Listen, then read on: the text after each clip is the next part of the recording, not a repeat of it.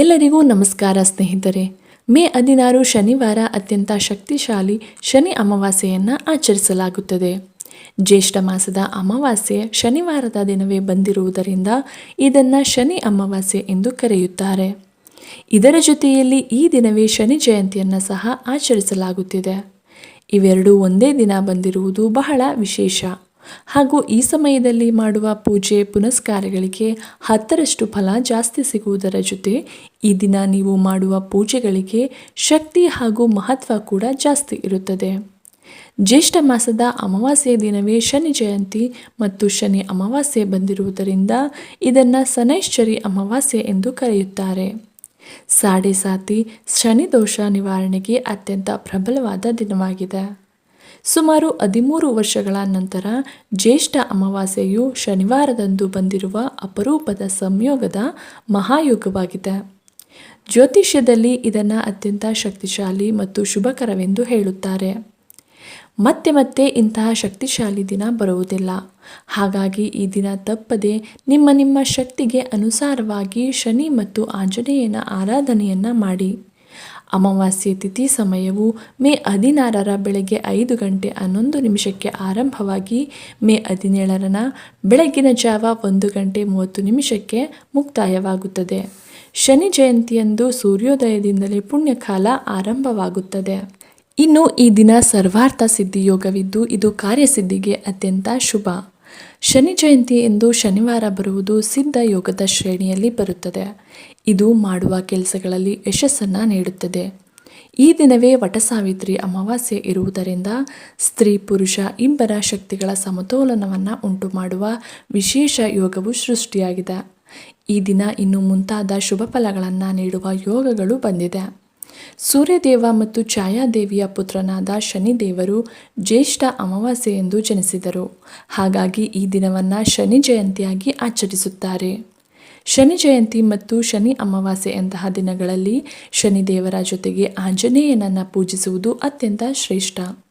ಏಕೆಂದರೆ ಶನಿದೇವರು ಆಂಜನೇಯ ಸ್ವಾಮಿಗೆ ನಿನ್ನ ಭಕ್ತರನ್ನು ನಾನು ಎಂದಿಗೂ ಪೀಡಿಸುವುದಿಲ್ಲ, ಅವರಿಗೆ ಕೆಟ್ಟ ಫಲಗಳನ್ನು ನೀಡುವುದಿಲ್ಲ ಎಂದು ವಚನ ಕೊಟ್ಟಿದ್ದರಂತೆ.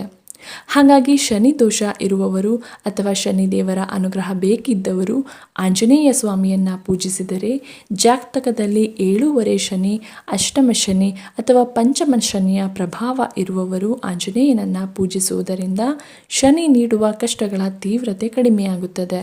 ಹನುಮಂತನು ಸಂಕಟ ಮೋಚನ. ಶನಿ ಅಮಾವಾಸ್ಯೆಯ ದಿನ ಹನುಮಾನ್ ಚಾಲಿಸ ಪಠಿಸುವುದರಿಂದ ಕೆಲಸದಲ್ಲಿರುವ ಅಡೆತಡೆಗಳು ದೂರವಾಗಿ ಆತ್ಮವಿಶ್ವಾಸ ಹೆಚ್ಚುತ್ತದೆ. ಈ ವಿಶೇಷ ದಿನದಂದು ಆಂಜನೇಯನ ಆರಾಧನೆಯು ಮನೆಯಲ್ಲಿರುವ ನಕಾರಾತ್ಮಕ ಶಕ್ತಿಗಳನ್ನು ಹೋಗಲಾಡಿಸಿ ಧನಾತ್ಮಕ ವಾತಾವರಣವನ್ನು ನಿರ್ಮಿಸುತ್ತದೆ. ಇನ್ನು ಈ ದಿನ ದಾನ ಮಾಡುವುದರಿಂದ ಶನಿಯ ವಕ್ರದೃಷ್ಟಿ ಕಡಿಮೆಯಾಗುತ್ತದೆ. ಕಪ್ಪು ಉದ್ದಿನಕಾಳು ಇದನ್ನು ಕನಿಷ್ಠ 1/4 kg ಕೊಡಬೇಕು. ಇದಕ್ಕೂ ಕಡಿಮೆ ಕೊಡಬಾರದು. 1/4 kgಯಿಂದ ನಿಮ್ಮ ಅನುಕೂಲಕ್ಕೆ ತಕ್ಕಷ್ಟು ಎಷ್ಟು ಬೇಕಾದರೂ ಕೊಡಬಹುದು. ಇದರ ಜೊತೆಯಲ್ಲಿ ಕಪ್ಪು ಬಟ್ಟೆಯನ್ನು ಕೊಡಬಹುದು. ಉಪಯೋಗಿಸಿದ ಅಥವಾ ಹಳೆಯದಾದ ಬಟ್ಟೆಯನ್ನು ಕೊಡಬೇಡಿ. ಹೊಸದಾದ ಬಟ್ಟೆಯನ್ನು ದಾನದ ರೂಪದಲ್ಲಿ ಕೊಡುವುದು ಶ್ರೇಷ್ಠ. ಕಪ್ಪು ಬಟ್ಟೆಯನ್ನು ಕನಿಷ್ಠ 1.5 ಗಜ ಬಟ್ಟೆಯನ್ನು ಕೊಡಬೇಕು. ಇದಕ್ಕಿಂತ ಜಾಸ್ತಿಯೂ ಕೊಡಬಹುದು. ಕಪ್ಪು ಎಳ್ಳನ್ನು ಕನಿಷ್ಠ 250 ಗ್ರಾಂನಿಂದ 1 kgಯವರೆಗೆ ನಿಮ್ಮ ಶಕ್ತಿಯ ಅನುಸಾರ ನೀಡಬಹುದು. ನಂತರ ಅರ್ಧ ಲೀಟರ್ ಅಥವಾ 1 ಲೀಟರ್ ಸಾಸಿವೆ ಎಣ್ಣೆಯನ್ನು ದೇವಸ್ಥಾನದಲ್ಲಿ ಅರ್ಚಕರಿಗೆ ದಾನದ ರೂಪದಲ್ಲಿ ಕೊಟ್ಟು ಆಶೀರ್ವಾದ ಪಡೆದರೆ ಅದು ಶ್ರೇಷ್ಠ. ದಾನವನ್ನು ಕೊಡುವ ಮೊದಲು ಸಂಕಲ್ಪವನ್ನು ಮಾಡಿಕೊಡುವುದು ಬಹಳ ಮುಖ್ಯ.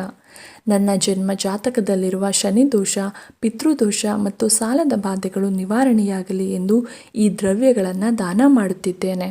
ಇದು ಶನಿದೇವನ ಪ್ರೀತ್ಯರ್ಥವಾಗಿ ನೀಡುತ್ತಿದ್ದೇನೆ ಎಂದು ಮನಸ್ಸಿನಲ್ಲಿ ಪ್ರಾರ್ಥಿಸಿ ಅರ್ಚಕರಿಗೆ ಕೊಟ್ಟು ನಂತರ ನಮಸ್ಕಾರ ಮಾಡಿ ಅವರ ಆಶೀರ್ವಾದವನ್ನು ಪಡೆದುಕೊಳ್ಳಿ. ಒಂದು ವೇಳೆ ಅರ್ಚಕರಿಗೆ ದಾನ ಕೊಡಲು ಸಾಧ್ಯವಿಲ್ಲವೆಂದರೆ ದಾನವನ್ನು ಸತ್ಪಾತ್ರರಿಗೆ ಅಥವಾ ನಿಜವಾಗಿಯೂ ಅಗತ್ಯ ಇರುವವರಿಗೆ ಅಂದರೆ ಬಡವರು, ವಿಕಲಚೇತನರು ಅಥವಾ ಹಿರಿಯ ನಾಗರಿಕರಿಗೆ ನೀಡುವುದು ಕೂಡ ಹೆಚ್ಚು ಪುಣ್ಯ ತರುವ ಕೆಲಸವೇ. ಇದರ ಜೊತೆಯಲ್ಲಿ ಕಪ್ಪು ಕಂಬಳಿ, ಛತ್ರಿ, ಕಪ್ಪು ಎಲೆಯಿಂದ ಮಾಡಿದ ಲಡ್ಡು, ಕಬ್ಬಿಣದ ಪಾತ್ರೆ, ದೀಪವನ್ನು ಕೂಡ ದಾನ ಮಾಡಬಹುದು. ಈ ದಿನದ ದಾನಕ್ಕೆ ಬಹಳ ಶಕ್ತಿ ಇದೆ. ದಾನ ಮಾಡುವುದರಿಂದ ಜಾತಕ ದೋಷ ನಿವಾರಣೆ, ಸಾಡೆ ಸಾತಿ, ಅಷ್ಟಮ ಶನಿ ಅಥವಾ ಪಂಚಮ ಶನಿ ಇರುವವರಿಗೆ ಶನಿದೇವನ ವಕ್ರದೃಷ್ಟಿ ಕಡಿಮೆಯಾಗಿ ಕೆಲಸಗಳಲ್ಲಿ ಯಶಸ್ಸು ಸಿಗುತ್ತದೆ.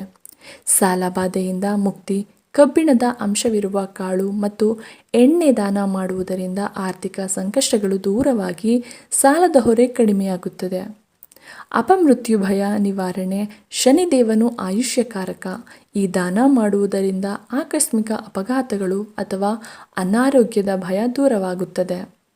ಪಿತೃಗಳ ಆಶೀರ್ವಾದ, ಅಮಾವಾಸ್ಯೆಯಂದು ದಾನ ಮಾಡುವುದು ಪಿತೃದೇವತೆಗಳಿಗೆ ತೃಪ್ತಿಯನ್ನು ನೀಡುತ್ತದೆ. ಇದರಿಂದ ಮನೆಯಲ್ಲಿರುವ ಪಿತೃದೋಷ ನಿವಾರಣೆಯಾಗಿ ಸಂತಾನ ಭಾಗ್ಯ ಮತ್ತು ಮನೆಯಲ್ಲಿ ನೆಮ್ಮದಿ ನೆಲೆಸುತ್ತದೆ. ಸಮೃದ್ಧಿ, ದಾನ ತೆಗೆದುಕೊಂಡವರು ಮನಸ್ಫೂರ್ತಿಯಾಗಿ ಹಾರೈಸುವುದರಿಂದ ಅವರ ಆಶೀರ್ವಾದವು ನಿಮ್ಮ ಮನೆಯಲ್ಲಿ ಸಂಪತ್ತು ಮತ್ತು ಧಾನ್ಯದ ವೃದ್ಧಿಗೆ ಕಾರಣವಾಗುತ್ತದೆ. ಶನಿ ಅಮಾವಾಸ್ಯೆಯಂದು ಮನೆಯ ಮುಖ್ಯದ್ವಾರಕ್ಕೆ ಕಪ್ಪು ಕುದುರೆ ಲಾಳವನ್ನು ಯು ಆಕಾರದಲ್ಲಿ ಕಟ್ಟಿದರೆ ಅತ್ಯಂತ ಶುಭ.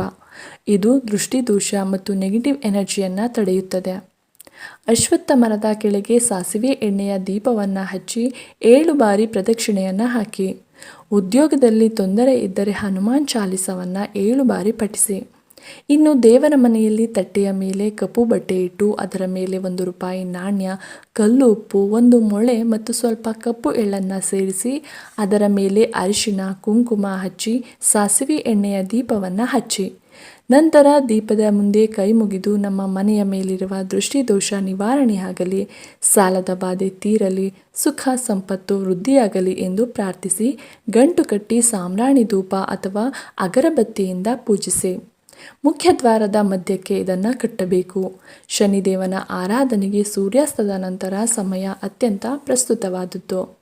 ಸುಮಾರು ಸಂಜೆ 6:30 ಸಮಯದಲ್ಲಿ ದೇವರ ಮನೆಯಲ್ಲಿ ಕಪ್ಪು ಬಟ್ಟೆ ಇಟ್ಟು ಪೂಜಿಸಿ. ನಂತರ ಸಂಜೆ 7ರಿಂದ 8 ಗಂಟೆಯ ಒಳಗೆ ಮನೆ ಬಾಗಿಲಿಗೆ ಗಂಟನ್ನು ಕಟ್ಟಿ ಓಂ ಶನೈಶ್ವರಾಯ ನಮಃ ಎಂಬ ಮಂತ್ರವನ್ನು ಹೇಳುತ್ತಾ ಗಂಟನ್ನು ಕಟ್ಟಬೇಕು. ಈ ಮನೆಯ ರಕ್ಷಣೆಯ ಜವಾಬ್ದಾರಿ ನಿನ್ನದು ಎಂದು ಪ್ರಾರ್ಥಿಸಿ ಗಂಟು ಕಟ್ಟಬೇಕು. ಈ ಗಂಟನ್ನು ಮತ್ತೆ ಮುಂದಿನ ವರ್ಷ ಅಮಾವಾಸ್ಯೆ ಅಥವಾ ಶನಿ ಜಯಂತಿಯ ದಿನ ಬದಲಾಯಿಸಬಹುದು. ಅಥವಾ ತುಂಬ ಹಳೆಯದಾದರೆ ಶನಿವಾರ ಅಥವಾ ಅಮಾವಾಸ್ಯೆಯ ದಿನ ಮನೆಯ ಹೊರಗಿನಿಂದ ಗಂಟನ್ನು ತೆಗೆದು ಹೇಗಿದೆಯೋ ಹಾಗೆ ಯಾರೂ ತುಳಿಯದ ಜಾಗದಲ್ಲಿ ಒಂದು ಸಣ್ಣ ಗುಂಡಿ ತೆಗೆದು ಮಣ್ಣಿನೊಳಗೆ ಹೂತು ಹಾಕಿ ಮನೆಗೆ ಬಂದು ಕೈಕಾಲು ತೊಳೆದು ನಂತರ ಮೊದಲೇ ದೇವರ ಮನೆಯಲ್ಲಿ ಪೂಜಿಸಿಟ್ಟಿರುವ ಹೊಸ ಗಂಟನ್ನು ಕಟ್ಟಬೇಕು. ಈ ಶಕ್ತಿಶಾಲಿ ಪರಿಹಾರದಿಂದ ಎಂತಹದ್ದೇ ಸಮಸ್ಯೆ ಇದ್ದರೂ ನಿವಾರಣೆಯಾಗುತ್ತದೆ. ಸ್ವಂತ ಮನೆ ಎಂಬುದು ಪ್ರತಿಯೊಬ್ಬರ ದೊಡ್ಡ ಕನಸು. ಈ ಕನಸನ್ನು ನನಸು ಮಾಡಿಕೊಳ್ಳಲು ಶನಿ ಜಯಂತಿ ಮತ್ತು ಶನಿ ಅಮಾವಾಸ್ಯೆಯ ದಿನ ಶನಿದೇವರಿಗೆ ವಿಶೇಷವಾಗಿ ಪ್ರಾರ್ಥಿಸಿ ಈ ದಾನವನ್ನು ಮಾಡಿ. ಶನಿದೇವನು ಸ್ಥಿರ ಆಸ್ತಿ ಮತ್ತು ಭೂಮಿಗೆ ಅಧಿಪತಿಯಾದ ಗ್ರಹಗಳಲ್ಲಿ ಒಬ್ಬನು. ಈ ದಿನ ಬಡವರಿಗೆ ಅಥವಾ ಅಗತ್ಯವಿರುವವರಿಗೆ ಕಬ್ಬಿಣದ ಬಾಂಡ್ಲಿ ಅಥವಾ ಕಬ್ಬಿಣದ ವಸ್ತುಗಳನ್ನು ದಾನ ಮಾಡಿ. ಇದು ಭೂಮಿಗೆ ಸಂಬಂಧಿಸಿದ ದೋಷಗಳನ್ನು ನಿವಾರಣೆ ಮಾಡುತ್ತದೆ ಹಾಗೂ ಮನೆ ಕಟ್ಟಿಸಲು ಅಡೆತಡೆಗಳು ನಿವಾರಣೆಯಾಗಲಿ ಅಥವಾ ಮನೆ ಕಟ್ಟಿಸಲು ಆರ್ಥಿಕವಾಗಿ ಅಂದರೆ ಹಣಕಾಸಿನ ವಿಷಯದಲ್ಲಿ ಒಳ್ಳೆಯದಾಗಲಿ ಎಂದು ಪ್ರಾರ್ಥಿಸಿ ದಾನವನ್ನು ಮಾಡಿ. ಇನ್ನು ಈ ದಿನ ಕಪ್ಪು ಕುದುರೆ ಲಾಳ ಮತ್ತು ಶಮಿ ಗಿಡವನ್ನು ತಂದು ಮನೆಯ ಈಶಾನ್ಯ ಅಥವಾ ಉತ್ತರ ದಿಕ್ಕಿನಲ್ಲಿ ನೆಟ್ಟರೆ ಸಂಪತ್ತು ವೃದ್ಧಿಯಾಗುತ್ತದೆ. ನವಿಲುಗರಿಯನ್ನು ಖರೀದಿಸಿದರೆ ನೆಗೆಟಿವ್ ಎನರ್ಜಿಯನ್ನು ಹೋಗಲಾಡಿಸುತ್ತದೆ. ಈ ಮೇಲೆ ತಿಳಿಸಿದ ಎಲ್ಲ ವಸ್ತುಗಳನ್ನು ಖರೀದಿಸಿದರೆ ಶುಭ ಫಲಗಳು ಲಭಿಸುತ್ತದೆ. ಈ ಅಪರೂಪದ ದಿನದಂದು ಶನಿ ದೇವರಿಗೆ ಸಾಸಿವೆ ಎಣ್ಣೆಯನ್ನು ಅರ್ಪಿಸುವುದು, ಶನಿ ಚಾಲಿಸವನ್ನು ಪಠಿಸುವುದು ಶ್ರೇಷ್ಠ. ಸ್ನೇಹಿತರೆ, ವಿಡಿಯೋ ಇಷ್ಟ ಆಗಿದ್ದಲ್ಲಿ ಮರೆಯದೆ ಲೈಕ್ ಕೊಟ್ಟು ನಿಮ್ಮ ಸ್ನೇಹಿತರಿಗೆ ಶೇರ್ ಮಾಡಿ. ಇದೇ ರೀತಿಯ ಮತ್ತಷ್ಟು ಉಪಯುಕ್ತ ಮಾಹಿತಿಗಾಗಿ ನಮ್ಮ ಚಾನಲ್ಗೆ ಸಬ್ಸ್ಕ್ರೈಬ್ ಆಗಿ. ಎಲ್ಲರಿಗೂ ಧನ್ಯವಾದಗಳು.